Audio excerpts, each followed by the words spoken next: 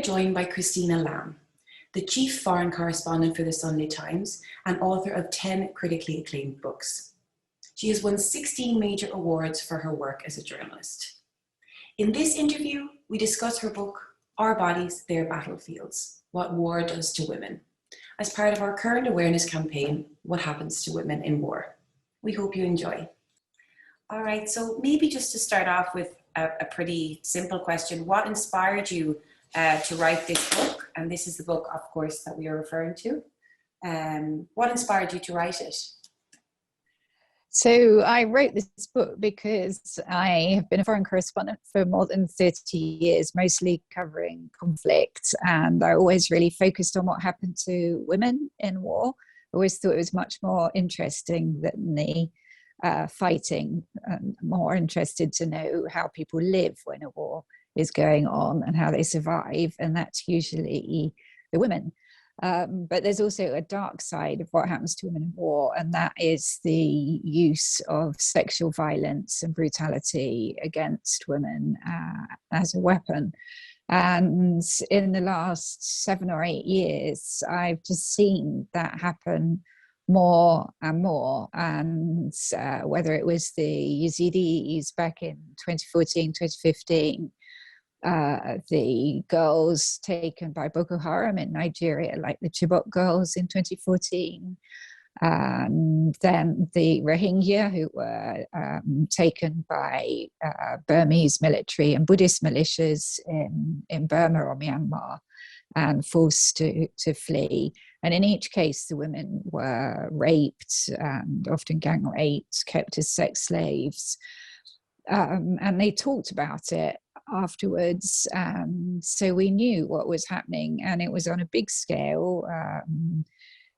With the Yazidis, more than 3,000 girls were taken, tens of thousands of women in Nigeria, and again, similar numbers of the Rohingya. And yet nothing happened. So I couldn't understand why this was happening so much, and also why nobody seemed to be doing anything about it. So I started researching it, not with the intention of writing a book, actually, just to try and understand.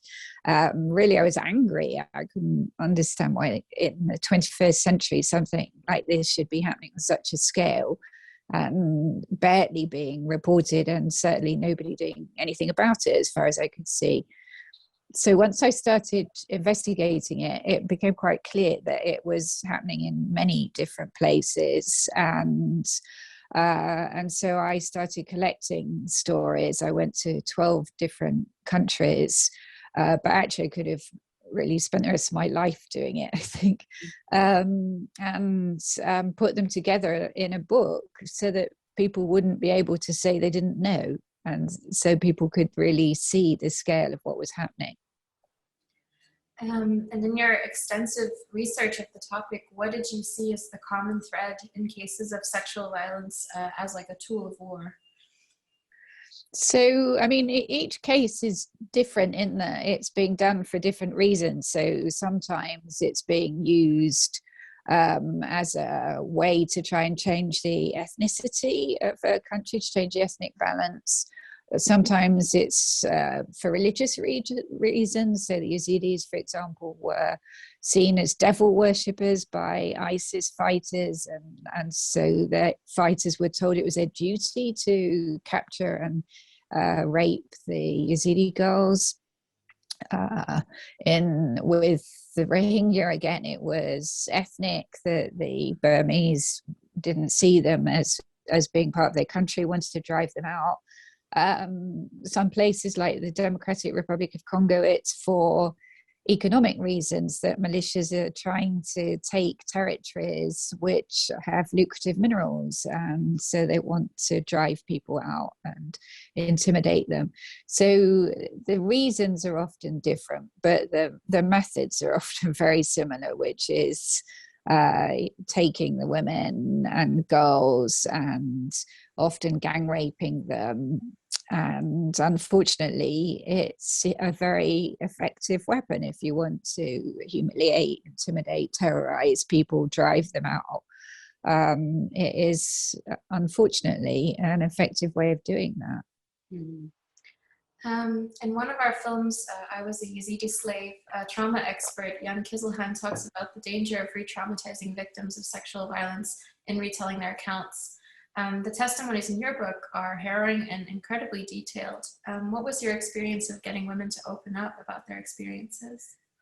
So, of course, that was something I was really worried about doing this. And as I said at the beginning, I mean, one of the things is that a lot of these women have come forward. A lot of Yazidis did speak out about what happened, and the Rohingya in particular, even though, you know, these are incredibly difficult stories to tell. These are people, the worst possible ordeal that you could imagine, having to retell it.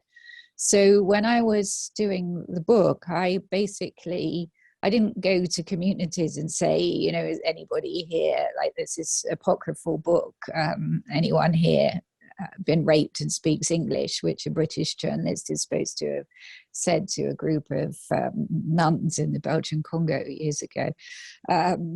What I did was go through other organizations. So I went to legal organizations where women were actually going to court to try and get justice, or I spoke to groups that were helping deal with the trauma, psychologists, and told them, I am doing this book, and do any of the people you're working with, do they want to speak to me? So they spoke to them first. I didn't directly speak and say, and then those people said yes, they did, or no. And so people came forward who wanted to tell their stories. I mean, a lot of people did because they felt angry and they didn't want it to happen to other people. And a few people, just a couple of cases where I started speaking to them, and then they said, you know what, I don't want to do this. And that was fine, obviously.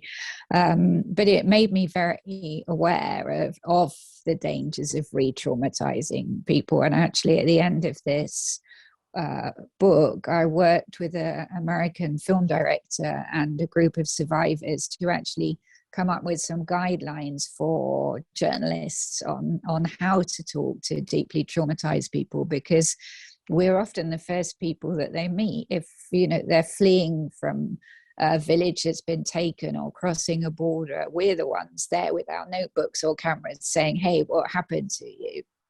And we're not trained, right, in how to deal with people that have gone through such severe trauma. So I think it is something really important for people to think about, and for us to talk to survivors about, if they want to tell their story, how do they want to tell it? What is the best way? And I suppose the other side of it is how you yourself cope with the stories, because you mentioned in your TED talk that your colleague said nobody will want to read about this topic. And that for you, it was often extremely difficult to hear the testimonies, of course, on these horrific stories. So how did you personally cope with having so much of this information in your head? And well, the stories are very hard. And, you know, it's also odd to have written a book where I know it's not easy for people to read it. So I have to sort of warn people that these are difficult stories. But just because something's uncomfortable, I don't think that means that we should ignore it. On the contrary, it means that we should be exposing it to try and change things. But yeah, I mean, it was a hard book to write. I used to take a lot of breaks and go for walks and do other things. But I think mostly what kept me going was, you know, however hard it was for me to write or to listen to those stories, it was way harder for the women and girls who'd gone through it, and to both experience what they had and to talk about it. And so I felt it was really important to do justice to them and what they'd gone through. I suppose in the introduction to your book, you sort of demand that we recognize the sort of horrific reality of what rape survivors have to deal with and have lived through. So how do you feel that we can sort of do this in a constructive way? So I think that first of all, we have to look at why this is happening on such a big scale, and what needs to be done. And almost every woman that I spoke to told me that what they most want was justice. Now, justice means different things to different people. Some people it means going to court and seeing their perpetrator in front of them and being sentenced. Other people, it means acknowledgement of what they've been through. They don't actually want to go to court. They just want it to be acknowledged that it's happened and that they did nothing wrong. Because the most heartbreaking thing to me of this is not just the terrible things that the women and girls have suffered, but the fact that they afterwards often made to feel that they did something wrong. Rape is the one crime where the victim is often made to feel that they somehow should feel shame, which is completely wrong. And unfortunately, in a lot of communities, women and girls who've been raped in war are then ostracized by their community and have to, are kicked out, have to find a living outside. Sometimes they even end up becoming prostitutes because they have no other alternative. And that is so sad. That is, people becoming victims over and over again. Mm. And one of our films, actually, Soldiers Who Rape, includes interviews with perpetrators of sexual violence in the Congo. And what has been your experience with perpetrator accounts and conflict reporting?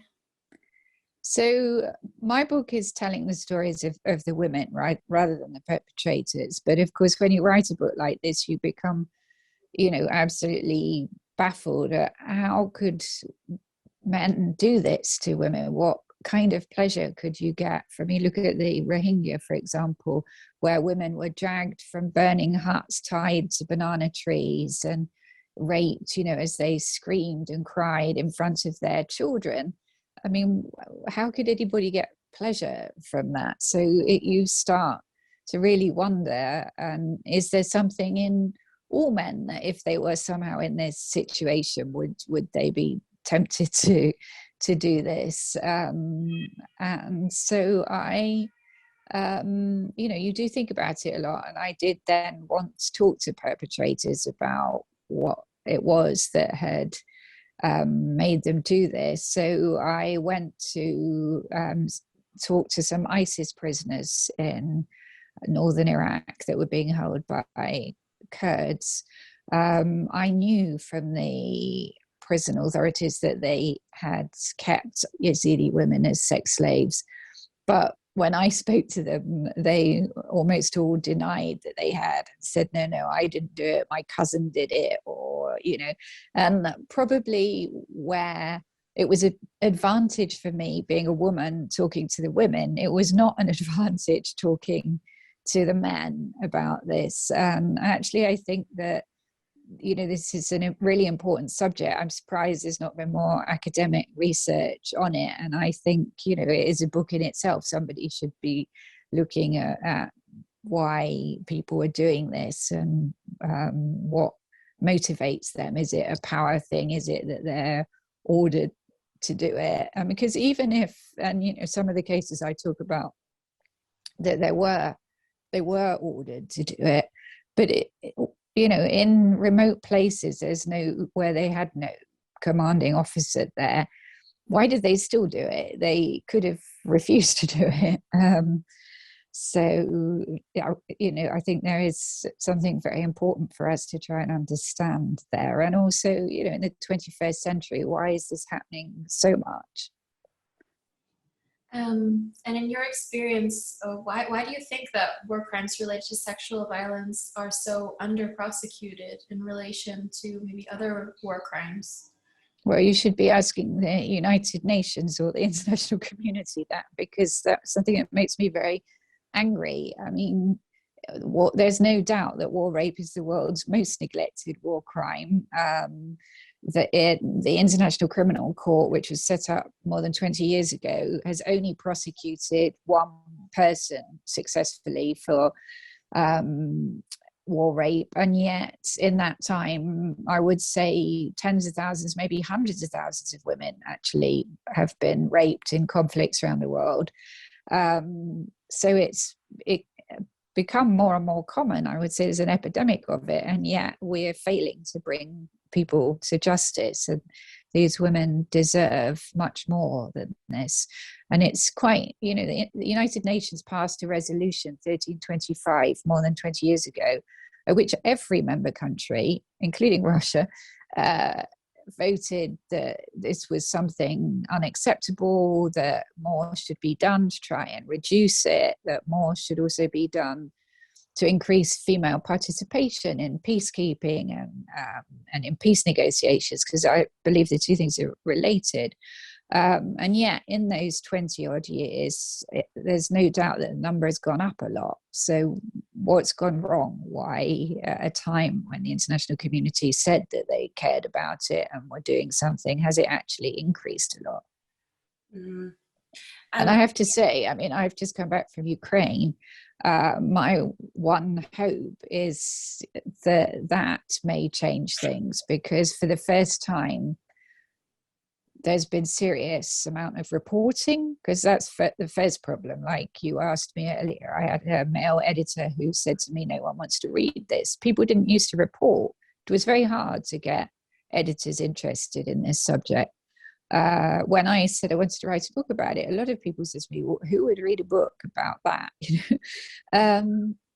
And so that's changed, because there's been an awful lot of reporting from Ukraine about what's happened and the rape by Russian soldiers of Ukrainian women, and also a lot of outcry about it, that something needs to be done. And Ukrainian authorities are acting very quickly on gathering evidence and trying to they've already brought a prosecution for murder. So we, hoping that the United Nations International Criminal Court are sending their biggest ever delegation there to try and gather evidence. And so this is an opportunity to actually start to do something about this issue. Yeah. Okay. Amazing that's your experience in Ukraine. So obviously your book spans 5 continents, 12 countries. You heard a lot of stories, a lot of testimonies.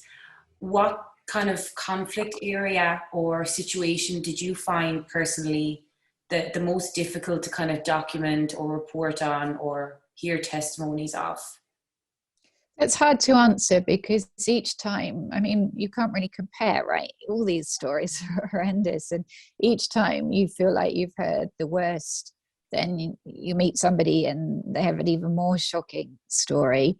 The Yazidis was the first time I really heard about this in depth, so that I think will always stay with me, because these were often very young girls that told me just really horrendous stories.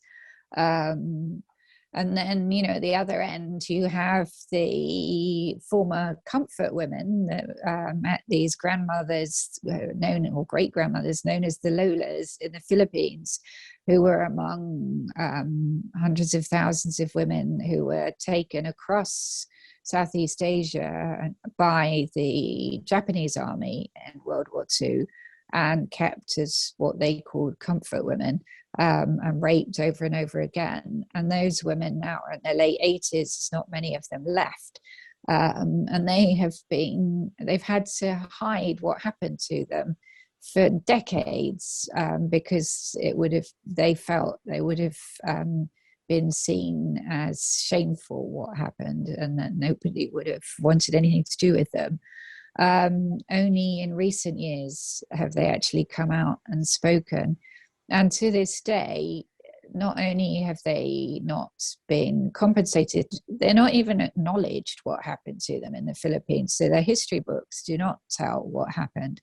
And when they raised money for a statue to put on Manila Harbor for comfort women, the government took it down, because they get a lot of aid from Japan and they didn't want to offend the Japanese. So you have these women that will almost certainly die without ever having justice, that have for more than 70 years been trying to get help, and such amazing, dignified women that really, you know, have had to live with this for so long, and it's just completely wrong. And then, of course, you know, Ukraine, because it's just happened, you know, when it was early on in the war, I started getting reports from female activists that I was in contact with that this was happening. And I thought, you know, it's too early. How could, you know, and surely this is, you know, the center of Europe. Really, are the Russians going to be doing this? So I was a little bit skeptical at the beginning, but then, you know, more and more reports, and so I just went there and I was researching it, and, you know, clearly it was happening on quite a large scale. There's no doubt. I doubt we'll ever find, you know, some official written order telling people to do it, but there's no doubt that people were encouraged to do this. And at one village I went to, just one small street, where on that street 2 women were raped. They told me how the commander came with 2 of his men, and he said, my men have been drinking vodka and now they need some entertainment, and basically then took the women and raped them. So, and the stories in Ukraine coming from completely different parts of the country are pretty similar. So there's a real pattern, and it, you know, it doesn't feel like a few sporadic cases. It feels like quite a lot. Now, whether they were specifically ordered, whether it was something that happened because you had a very demoralized army, that, you know, things weren't going the way that they wanted it to go, or that they'd expected it to go, so were they taking revenge on the women and the communities? You know, we don't know, but clearly it seems to have happened on quite a big scale. So sadly, here we are in 2022 and it's still going on. Yeah, crazy. So as an organization, often we find that when we post about these difficult topics, people stop engaging with our content. How do you balance, as a journalist, what's readable with still doing justice to the women who deserve to have their stories accurately told? So, I mean, you can't sugarcoat these stories, right? These are terrible things, and you can't pretend otherwise. So there are going to be people, when I write stories about this, that will just say, oh my God, I don't want to know anything. And all I could try and do is, you know, keep hammering away and saying, look, this is happening a lot and we need to spread awareness, otherwise things won't change. And the least that we can do, these women have been brave to come forward and tell their stories, surely the least we owe to them is to listen to them. I mean, one of the most moving stories I heard, a 16-year-old Yazidi girl who'd been taken by a fat ISIS judge and tied to the bed and raped every night. And her story was really, really hard for her to tell. And I kept saying to her, are you sure that you want to carry on? And she was very fierce about it. She said to me, I absolutely, because, you know, I can't escape my story, but I don't want anybody to be able to say they didn't know. And, you know, so that's what this is about. I can't force people to read these stories. All I can say is, you know, if you listen and read about them, then we can share that information and maybe start doing something about it, because it isn't right that this is happening on such a scale. It's not right it's happening at all, but on such a scale at this time. And that, you know, there are many brave women out there trying to make a difference and trying to do something. And it's not, the stories are not all negative, because there's a lot of amazing people trying to do so. There's a lot of heroes actually and heroines in my book, apart from all the terrible stories. So it's a mixture. But yeah, I'm afraid that sometimes you have to write about things that are difficult. Difficult to digest, yeah. We won't keep you too much longer. We know you're very busy, and maybe just one final question. One of the films that we're launching with this campaign to have its online premiere is called Detained Under Houthis, and it depicts the violence committed by Houthis against women in Yemen. And Yemen and the conflict there is sort of a notoriously underreported conflict. Why do you think that is, particularly with Yemen? I think there's a lot of underreported Yeah. conflicts. I mean, Yemen, I could say, so I haven't actually been there, and I could say from experience, it's been a very difficult place to go to. I've tried at times to get there, to go and report. So of course that is one of the issues. If if media can't get there, we can't report on it. And so that's one of the problems. But I think, there are any number of places. Unfortunately, we don't seem to be very good at focusing on more than one thing at a time. So although I think it's, horrendous what's happening in Ukraine, it's very important that we report on it and talk about it and try and do something about it. That shouldn't be at the expense of caring about other places. But, look at Afghanistan at the moment. The Taliban are bringing in more and more restrictions. There's very little reporting of that because of what's happening in Ukraine. During COVID, a lot of dictatorial leaders took advantage to bring in more repression using the cover of the pandemic, which went unreported because we were all very focused on what was happening to ourselves. So this is a problem generally, I think. Okay. Well, we won't take any more of your time, Christina. Thank you so much for speaking with us.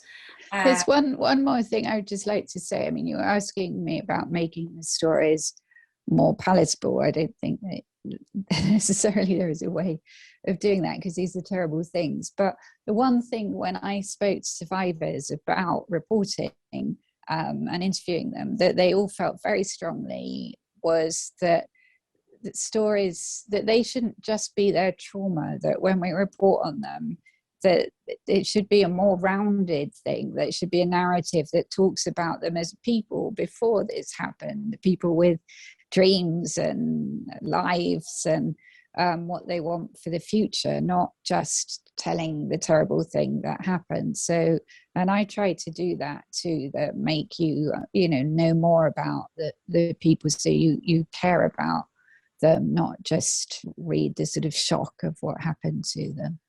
Yeah, and I think you definitely achieved that for sure in this book anyway. But it has been such a pleasure. Thank you so much. This is really going to help us kind of round this campaign off, because obviously we want to get a little bit of attention on this issue, which unfortunately is not there. So yeah, thank you so much for taking the time. It's a pleasure. Thanks for caring about it and for doing this.